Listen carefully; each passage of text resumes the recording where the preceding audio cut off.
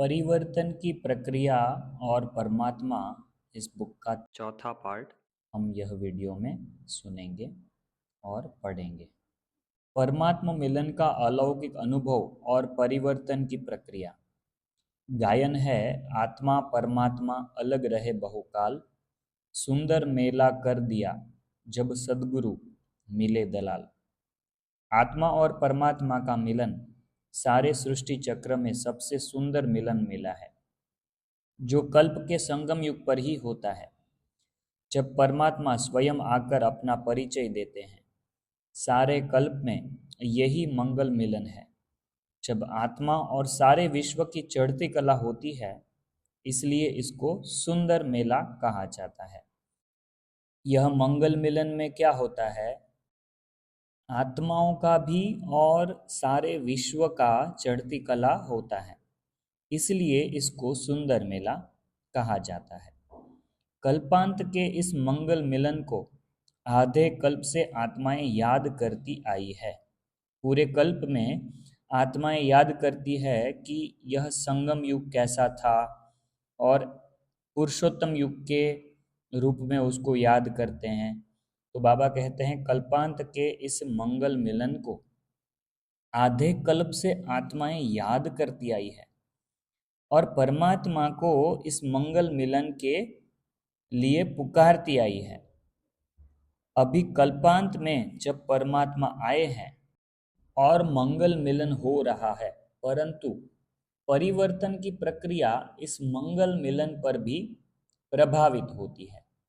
इसलिए इस मंगल मिलन के विधि विधान में भी परिवर्तन होता रहा है और होता रहेगा। इस मंगल मिलन मेले के कई अद्वितीय परिदृश्य है, जो आत्माओं को लुभाते भी हैं, हर्षाते भी हैं और जीवन में परम प्राप्ति की अनुभूति भी कराते हैं।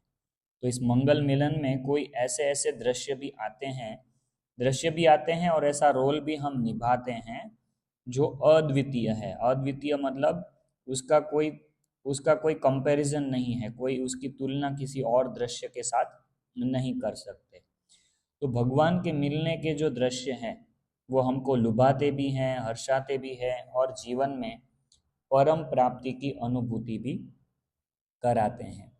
निराकार परमात्मा के साकार तन में आकर मिलन मनाने की एक अद्भुत कहानी है, जिसको सुनकर उस पर विचार करने से आत्मा गदगद हो जाती है और स्वयं भी उस मंगल मिलन का अद्भुत अनुभव करके अपने को धन्य धन्य अनुभव करती है। विश्व नाटक के परिवर्तनशीलता के सिद्धांत के अनुसार परमात्मा मिलन की प्रक्रिया में भी परिवर्तन होते रहे हैं।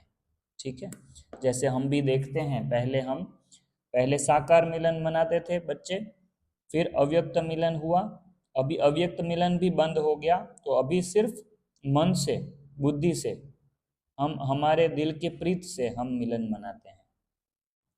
परंतु जिन आत्माओं ने मिलन के समय का यथार्थ लाभ उठाया है, परमात्मा की श्रीमत अनुसार पुरुषार्थ किया है और होने वाले परिवर्तनों के अनुसार स्वयं में भी परिवर्तन किया, वे सदा ही परमात्मा मिलन का अनुभव करते रहे हैं और कर रहे हैं। इस परमात्मा मिलन के परिवर्तन की प्रक्रिया में जो विशेष परिवर्तन हुए हैं, उन पर कुछ विचार कर रहे हैं। निराकार बाप का गुप्त वेश में मिलन, अर्थात आदि में निराकार शिव बाबा ने अनेकानेक आत्माओं को साक्षात्कार आदि के द्वारा अलौकिक अनुभव कराकर प्रेरित किया और आत्माओं को ऐसा अनुभव कराया कि वे देह और देह की दुनिया भूलकर पतित दुनिया की लोक लाज छोड़कर प्रभु संग के रंग में रंग गई, अर्थात परमात्मा मिलन मनाया। ये क्या क्या प्रक्रिया हुई वह यहाँ पर दिखाया है। दूसरा है गोप गोपियों और गोपी वल्लभ के रूप में आत्मा परमात्मा का मिलन। यज्ञ की स्थापना के आदि में 14 साल की अखंड भट्टी चली, जिसमें अखंड तपस्या के साथ साकार तन में पधारे परमात्मा और साकार प्रजापिता ब्रह्मा बाबा के साथ ब्रह्मा वत्सों का गोप गोपियों के रूप में मिलन रहा।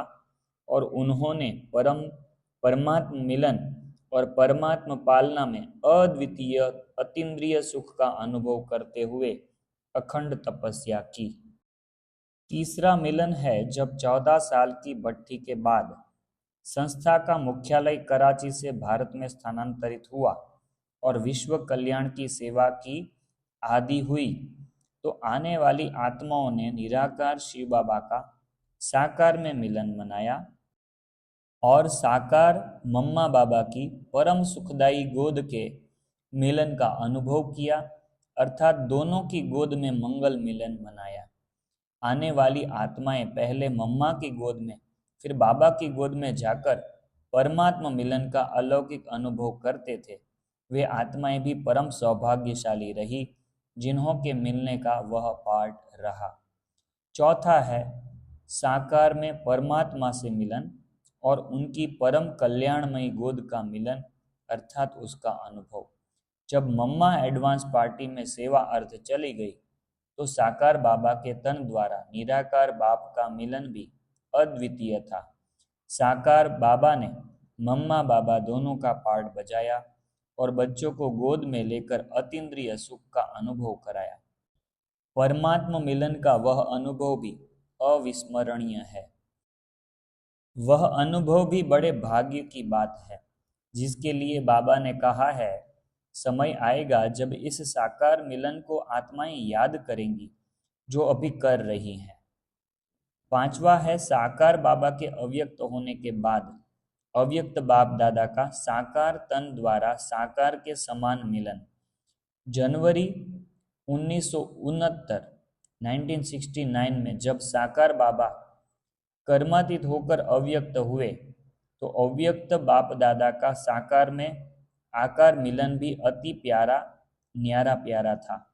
जैसे साकार में शिव बाबा ब्रह्मा बाबा के तन द्वारा व्यक्तिगत रूप में मिलते थे, हालचाल पूछते थे, अपनी कल्याणमयी दृष्टि से मधुर वचनों से आत्माओं को प्यार और दुलार देते थे, वैसे ही अव्यक्त बाप दादा भी बच्चों से मिलकर उनका हालचाल पूछते थे और बच्चों को प्यार और दुलार देकर बच्चों की पालना करते थे। छठा है अव्यक्त बाप दादा का साकार तन द्वारा व्यक्तिगत रूप में मिलन मेला, अर्थात वृद्धि होने से पहले जैसा मिलन का विधि विधान तो नहीं रहा, लेकिन अव्यक्त बाप दादा आत्माओं को समय समय पर व्यक्तिगत रूप में वरदान देकर मिलन मनाते थे। समय सतत परिवर्तनशील है, इसलिए समय की गाड़ी आगे बढ़ती गई और समय के साथ मिलन की रीति भी परिवर्तन होती गई। फिर भी समय समय पर अव्यक्त बाप दादा व्यक्तिगत रूप में मिलकर भी वरदान देते मिलन मनाते रहे। वह भी समय था जब ओम शांति भवन में अव्यक्त बाप दादा के साथ मिलन मनाने में गुड नाइट और गुड मॉर्निंग दोनों साथ साथ होते थे, अर्थात मिलने में रात से दिन हो जाता था। सातवां है अव्यक्त बाप दादा का पार्टी के रूप में मिलन, अर्थात बाप दादा का पार्टी के रूप में मिलन मनाने का समय अर्थात दृश्य। उसमें भी बाप दादा एक एक पार्टी से मिलन मनाते थे। रात रात भर बच्चों से मिलन मनाते, रात को दिन बनाते रहे और आत्माओं को भरपूर करते रहे। आठवां आया सभा में दृष्टि और मुरली के द्वारा मिलन मेला, अर्थात बाबा का साकार तन में आकर सारी सभा को दृष्टि देकर मिलन मनाने का समय अर्थात दृश्य। वह भी अति मंगलकारी मिलन मेला रहा, जिसके लिए बाबा नए नए बच्चों को कहते थे, लेट आए परंतु टू लेट नहीं। यह भी बड़ा भाग्य है। वह अभी चल रहा है, परंतु परिवर्तन की प्रक्रिया तो आगे बढ़नी ही है और बढ़ ही रही है। नौवां दृश्य है अव्यक्त स्थिति में स्थित होकर परमात्मा मिलन मनाना, अर्थात अब समय आया है और आ भी रहा है कि अव्यक्त स्थिति में स्थित होकर अव्यक्त बाप दादा से मिलन मेले का, जिसके लिए अव्यक्त बाप दादा ने 1969 में इशारा दे दिया था कि अंत तक सदा काल के मिलन का अनुभव वही बच्चे कर सकेंगे जो अव्यक्त स्थिति में स्थित होकर अव्यक्त बाप दादा से मिलन मनाने का सफल अभ्यास पहले से करेंगे। समय परिवर्तनशील है। समय की गति के साथ परमात्मा मिलन की रूपरेखा परिवर्तन होती रही है और परिवर्तन हो भी रही है और होनी भी है, जिसके लिए अचानक की चेतावनी भी बाप दादा 2 साल से देते रहे हैं और कहते रहे हैं कि अव्यक्त स्थिति में स्थित होकर अव्यक्त बाप दादा से मिलन मनाना ही स्थायी मिलन मनाना है। इसका उदाहरण रूप 2012 में अनुभव भी किया है। अंत में शिव बाबा का पार्ट पूरा होगा और ब्रह्मा बाबा भी उनके साथ घर वापस जाएंगे और विश्व में विनाश का तांडव नृत्य होगा। उस समय अंत के अति भयानक दृश्य को सहन करने और अति मंगलकारी दृश्य को देखने के लिए यह अव्यक्त स्थिति में स्थित होकर अव्यक्त मिलन मनाने का अभ्यास ही सहयोगी होगा। साकार में भी बाबा ने कहा है, साकार में ही बाबा ने कहा है कि अंत में बाबा बच्चों को साक्षात्कार आदि से बहुत बहलाएंगे। जैसे आदि में हुआ वैसे अंत में भी होगा, अर्थात अव्यक्त रूप में बाबा अनुभव कराते रहेंगे। भले ही ब्रह्मा बाबा और शिव बाबा परम धाम चले जाएंगे, परंतु यह साक्षात्कार की प्रक्रिया विनाश के समय बहुत काल तक चलती रहेगी। आगे के जो महावाक्य हैं वह साकार मुरली जो 6 नवंबर 2012 में रिवाइज हुई है उससे लिए गए हैं। बाबा कहते हैं, इसमें हर एक की इंडिविजुअल तकदीर है, इसलिए हर एक को पुरुषार्थ भी इंडिविजुअल करना है। अपने आप ही चेकिंग करनी है, अपने आप ही चेकिंग करनी चाहिए। जो पक्का प्रण कर लेते हैं कि हम बाप को कभी नहीं भूलेंगे, बाप से स्कॉलरशिप लेकर ही छोड़ेंगे, ऐसे बच्चों को फिर मदद भी मिलती है। ऐसे बच्चे अंत में साक्षात्कार करते रहेंगे। जैसे शुरू में हुआ वही फिर पिछाड़ी में देखेंगे। जितना नज़दीक होते जाएंगे उतना खुशी में नाचते रहेंगे।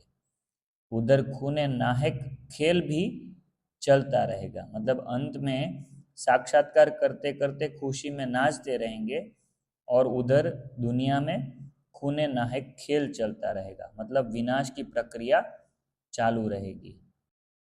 आगे के जो महावाक्य हैं वो 7 नवंबर 2012 में जो रिवाइज हुई साकार मुरली उसमें से लिए गए हैं। अभी तुम्हारा यह टाइम बहुत वैल्यूएबल है, इसको वेस्ट नहीं करना है। भक्ति मार्ग में बहुत टाइम वेस्ट करते आए हो। योग में रहने की ऐसी प्रैक्टिस हो जो भल कितना भी आवाज हो, अर्थक्वेक हो, बॉम्ब्स गिरे तो भी डरना नहीं है। यह तो जानते ही हो कि रक्त की नदियां बहनी है, आगे चल बहुत आफतें आनी है। तो हमारी अवस्था कैसी होनी चाहिए वह यहाँ पर बाबा ने बताया कि परिवर्तन की प्रक्रिया में क्या क्या चीज़ें होनी है, वो होते हुए भी हमारी योग की प्रैक्टिस ऐसी हो जैसे हमें कुछ फर्क ही ना पड़ रहा हो, मतलब हमारी मन की स्थिति ऐसी स्ट्रांग हो। अब समय तो संपूर्णता की ओर बढ़ता ही जा रहा है, इसलिए इस परमात्मा मिलन मेले के विधि विधान में परिवर्तन तो होता रहा है और होता ही रहेगा। अंत समय तक हम इस मिलन मेले को मनाते रहें, उसके लिए परिवर्तन की प्रक्रिया को स्वीकार कर अव्यक्त स्थिति में स्थित होकर अव्यक्त बाप दादा से मिलन मनाने का अभी से ही सफल अभ्यास करना है।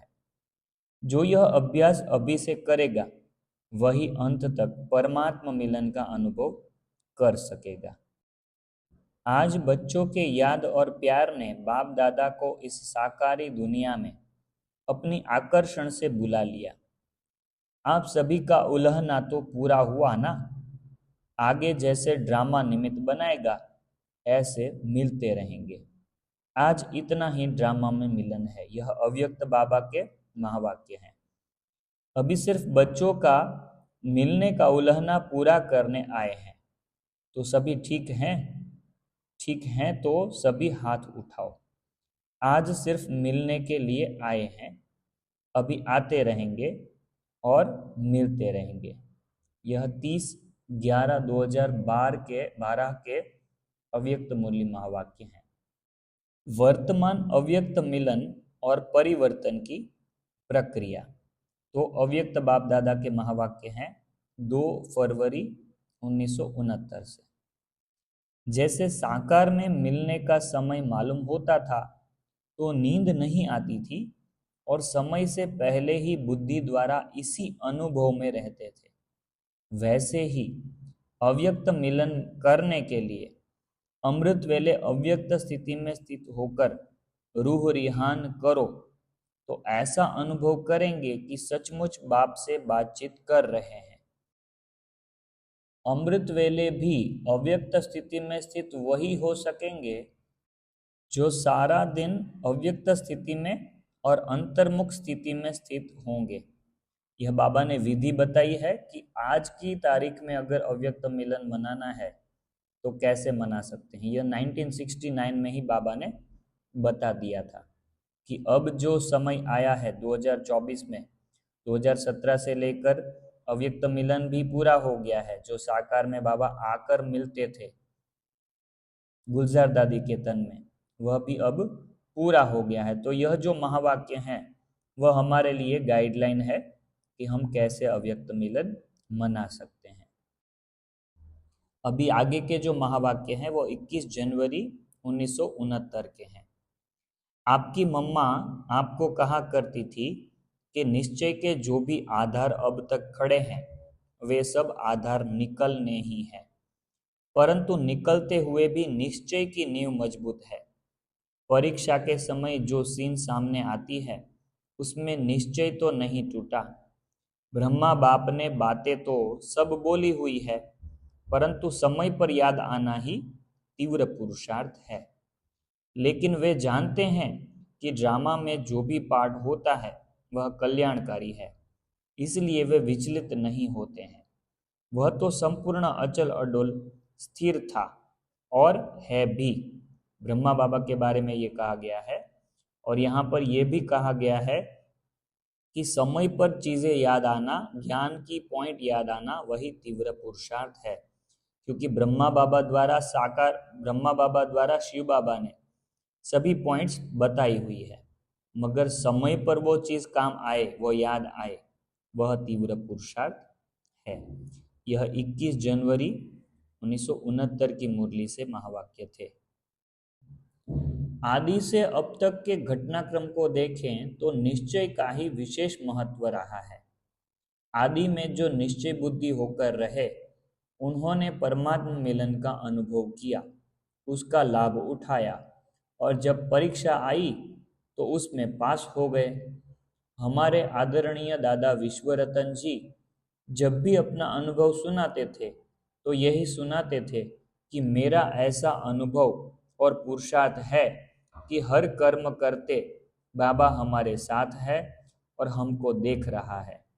यद्यपि हर समय तो साकार में बाबा उनके साथ नहीं रहते थे, परंतु अपने इस निश्चय के आधार पर अपना आदर्श जीवन बनाया जो हमारे लिए प्रेरणादायी है और रहेगा भी।